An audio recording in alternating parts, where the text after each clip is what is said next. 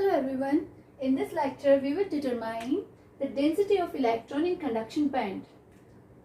हम still intrinsic semiconductor को ही discuss कर रहे हैं एंड थ्रू दिस लेक्चर हम निकालेंगे density of electron in conduction band. हमने लास्ट लेक्चर्स में पढ़ा था कि conduction band, valence band and forward gap होता है और जो फर्मी लेवल है just middle of the EV and EC lie करता है, यानी कि जो फर्मी लेवल है वो कंडक्शन बैंड और वैलेंस बैंड के बीच में लाई करता है फॉर इंट्रिंसिक सेमीकंडक्टर. अब हम यहाँ पर निकालेंगे density of electron in conduction band.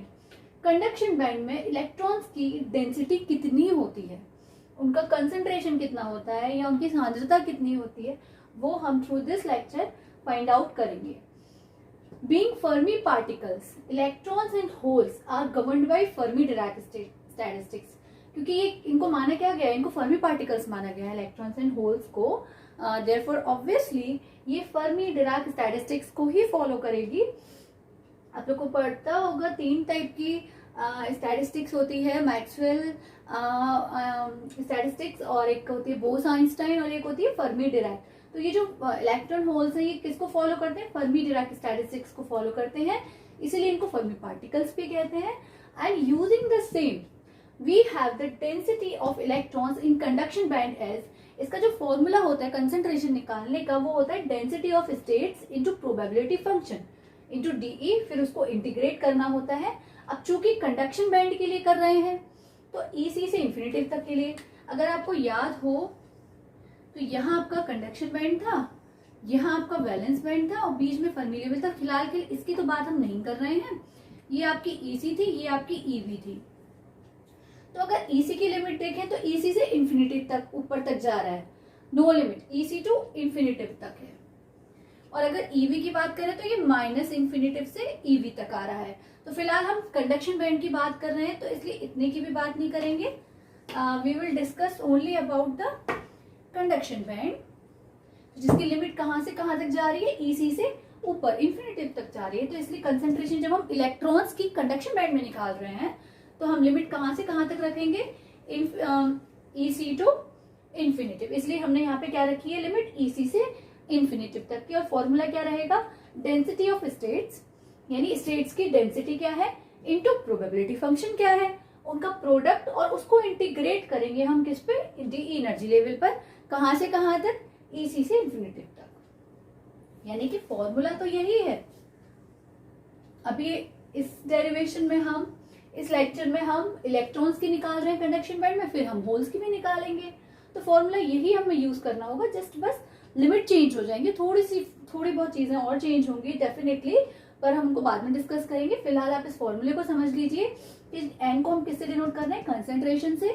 C for conduction band के लिए कर रहे हैं, चार्ज कैरियर्स की निकाल रहे हैं हम. तो लिमिट कहां से कहां तक रहेगी, ईसी से इंफिनिटिव तक रहेगी. Density of states into probability function into DE. DE मतलब इंटीग्रेट कर रहे हैं हम एनर्जी पर. डेंसिटी ऑफ स्टेट्स का फॉर्मूला क्या है, यहाँ पे दो टर्म आ रही है, यानी आपको दो चीजों की वैल्यू लगानी, किस किस की, एक तो डेंसिटी ऑफ स्टेट्स की और एक प्रोबेबिलिटी फंक्शन की. तो डेंसिटी ऑफ स्टेट्स की वैल्यू क्या होती है, उसको हम इससे डिनोट करते हैं जीईडीई मान लीजिए. तो इसका फॉर्मूला ये होता है, ये आपको याद करना पड़ेगा.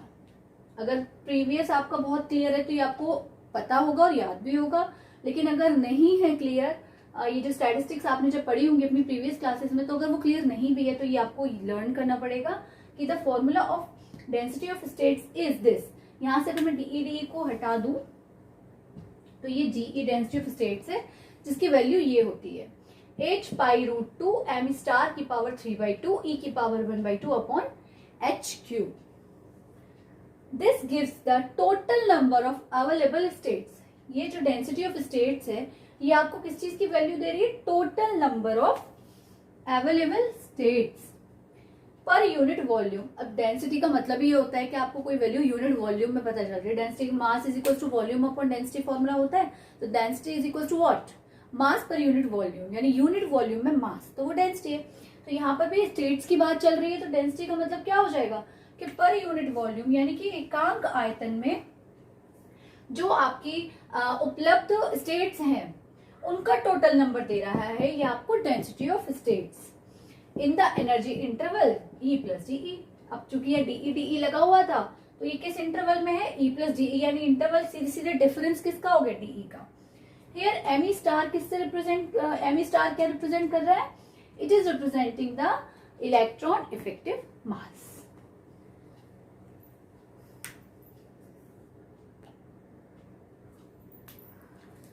And the probability function is the Fermi function Fe such that, तो इसमें दो चीजें थी, density of states and the Fermi function. Fermi function वही है आपका जिसे अभी लास्ट डेरिवेशन में भी हमने समझा था, 1/1 plus e to the power e minus ef upon kt। Okay, तो द फॉर्मूला अब हमारे पास Fe भी आ गया, Ge भी आ गया, तो अब सीधे सीधे हम Nc निकालेंगे। Nc की वैल्यू क्या थी, density of states into Fermi function का प्रोडक्ट इंटू DE। तो यहाँ पे Ge की वैल्यू लगा दी हमने एंड Fe की वैल्यू लगा दी। यहाँ पे जो E था डेंसिटी ऑफ स्टेट्स में याद करिए E की पावर हाफ थी, लेकिन हमने उस E को E माइनस EC से रिप्लेस कर दिया है इस डेरिवेशन में। क्यों, क्योंकि हम किसके लिए निकाल रहे हैं, कंडक्शन बैंड के लिए। और कंडक्शन बैंड में EC क्या थी, lowest value of the conduction band की, लोएस्ट एनर्जी थी कंडक्शन बैंड की। ठीक है, तो देयरफॉर एनर्जी कितनी हो जाएगी, E माइनस EC। E में से E को घटा के हमें वैल्यू मिलेगी एग्जैक्ट एनर्जी की। हमने यहाँ पे लिखा भी हुआ है, आप देखिए, the E in the density of states expression has been replaced by E minus EC। तो जो डेंसिटी ऑफ स्टेट्स वाला एक्सप्रेशन था Ge, उसमें हमने इस E को इस E माइनस EC से रिप्लेस कर दिया है। क्यों, as the energy states available to the electrons. Electrons की एनर्जी स्टेट्स कितनी है, इलेक्ट्रॉन्स की कंडक्शन बैंड में बात कर रहे हैं तो यहीं तक तो रहेंगी, तो E माइनस EC तक ही तो रहेगी value. Available to the electrons in the conduction band are above EC, the bottom of conduction band. Okay,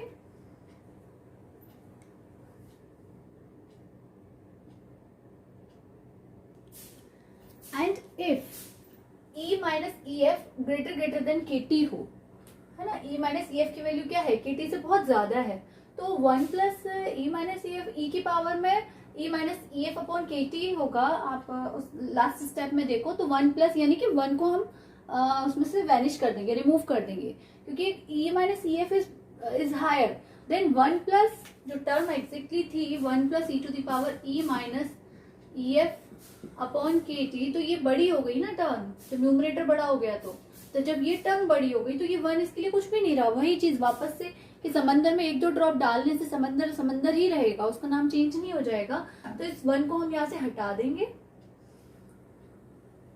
और जब इस 1 को हम यहाँ से हटा देंगे तो ये क्या होगा, ये ऊपर आ जाएगी टर्म जो E माइनस EF थी। जब न्यूमरेटर में से जब 1 प्लस E की power E minus EF upon KT था आपकी स्टेप में, तो ये 1 हटा दिया। अब इसको जब ऊपर ले जाओगे आप, न्यूमरेटर बनाओगे, तो इसकी पावर माइनस हो जाएगी, और जब इस पावर माइनस का आप अंदर इंटू करोगे तो ये माइनस और ये प्लस बन जाएगा। तो इस EF को हमने आगे लिख दिया है और इसी को पीछे लिख दिया है, बस इतना सा किया है।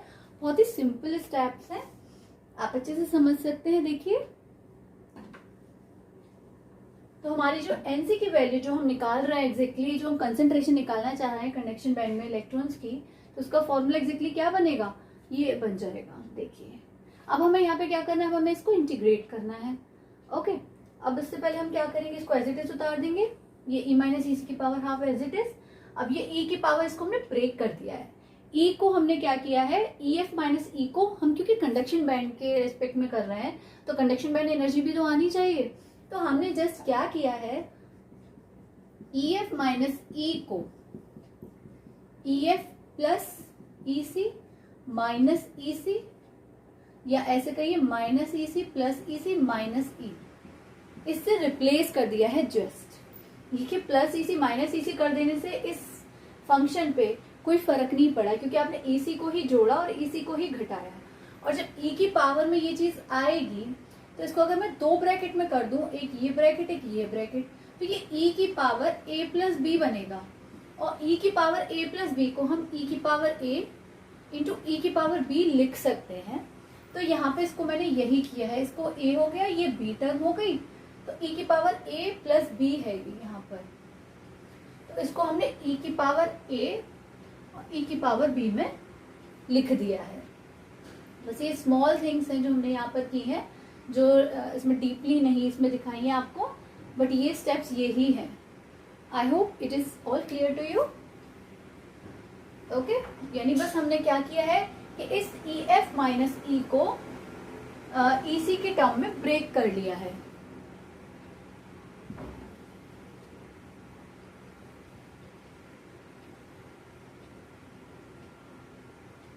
तो हमारा जो फंक्शन है वो ये बन गया है। अब हमने क्या किया है, E माइनस ई सी यहाँ पर भी है और E माइनस ई सी माइनस के अगर तौर पे माने तो है तो E और ई सी का डिफरेंस ही, तो इसको हमने क्या मान लिया, इसकी पावर को हमने Tx मान लिया फॉर सॉल्विंग द इंटीग्रेशन। इसको जब हमने x मान लिया तो डिफरेंशिएशन करेंगे तो D is equal to T D X हो जाएगा, सिंपल है। एंड तब आपका एनसी की वैल्यू क्या आएगी निकल के, 8 √2 एम स्टार की पावर 3/2 अपॉन h³ इंटीग्रेशन। अब देखिए लिमिट चेंज होगी क्योंकि अब आप किस से किस पर आ गए, अब आप e से x पर आ गए। पहले आप डी के रेस्पेक्ट में कर रहे थे, लेकिन अब आपने जब x मान लिया तो आप dx के रेस्पेक्ट में कर रहे हैं, तो आपको लोअर और अपर लिमिट x के रेस्पेक्ट में निकालनी पड़ेंगी e की हेल्प से। तो लोअर लिमिट के लिए x की वैल्यू हम क्या, यहाँ पे e की वैल्यू क्या लिखेंगे, EC। तो जब यहाँ e से लिखेंगे तो EC कट जाएगा और x की लोअर लिमिट, x की वैल्यू आएगी 0, यानी कि वो क्या रखने से आएगी, लोअर लिमिट, तो वो क्या होगी, lower limit of this function. अब अपर लिमिट निकालेंगे, तो अपर लिमिट के लिए यहाँ की अपर लिमिट यानी इन्फिनेटिव यहाँ रखेंगे, तो इन्फिनेटिव में तो आप कुछ भी जोड़ें घटाएं इन्फिनेटिव ही रहता है, तो यहाँ पे इसकी अपर लिमिट यानी x की वैल्यू क्या आएगी, इन्फिनेटिव, तो ये क्या हो जाएगी यहाँ पे इन्फिनेटिव। तो x की पावर हाफ √kT e की power EF minus EC upon KT, ये तो एज इट इज ही है, इसमें तो कोई चेंज नहीं हुआ। ये x के टर्म में आ गया, x की पावर हाफ √kT बन गया, क्योंकि KT को भी माना था, यहाँ पे KT टर्म नहीं थी, तो अगर मैं √kT का ऊपर नीचे करूं तब जाके ये √x बनेगा। तो इसको हमने x के टर्म में लिख लिया इस पूरे को, ये इसकी वैल्यू है, क्लियर है। तो ये e की पावर ये आ जाएगी एज इट इज, और यहाँ पे आ जाएगी e की पावर माइनस x, क्योंकि हमने e minus EC upon KT को माना था, लेकिन यहाँ पर क्या है EC माइनस E, इसलिए ये क्या बन जाएगी माइनस x, और DE की जगह क्या आ जाएगा, सीधे सीधे ये KT dx।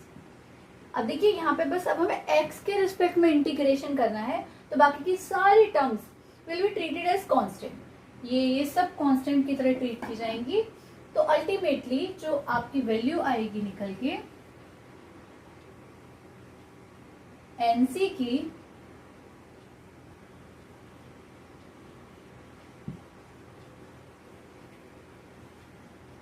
देखिए इसमें अब क्या क्या कांस्टेंट आ जाएगा, KT की पावर 3/2, क्योंकि √kT और KT 1 प्लस हाफ 3/2 हो गई पावर, वो बाहर आ जाएगी, और दिस टर्म e की power EF minus EC upon KT भी बाहर आ जाएगी। इंटीग्रेशन फ्रॉम 0 टू इंफिनिटिव किसका रहेगा, x की पावर हाफ, या फिर हम कह सकते हैं e की power minus x √x dx। अब आपको अगर ध्यान होगा, मैथमेटिक्स के हैं आप स्टूडेंट्स, तो आपको ये पता होगा कि ये स्टैंडर्ड इंटीग्रेशन है।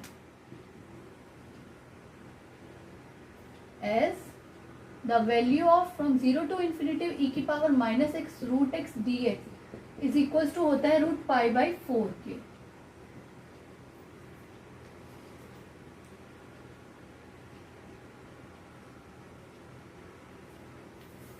तो इसकी वैल्यू अगर हम ये सब्स्टिट्यूट करेंगे तो हमें मिलेगी 8π√2 me स्टार की पावर 3/2 अपॉन h³ KT की पावर 3/2 e की power EF minus EC upon KT, और इसकी जगह हम क्या लिखेंगे, अंडर π/4 को हम 2 भी लिख सकते हैं, √4 को 2 भी कह सकते हैं, या फिर आप इसको √π/4 ही लिखिए। इसको वापस से अगर मैं सही करूंगी तो ये √π/2 बन जाएगा। This is we are just moving towards the end of the derivation of today's derivation. अभी होल्स के लिए भी कंसेंट्रेशन निकालनी है हमको, वो नेक्स्ट लेक्चर में निकालेंगे हम।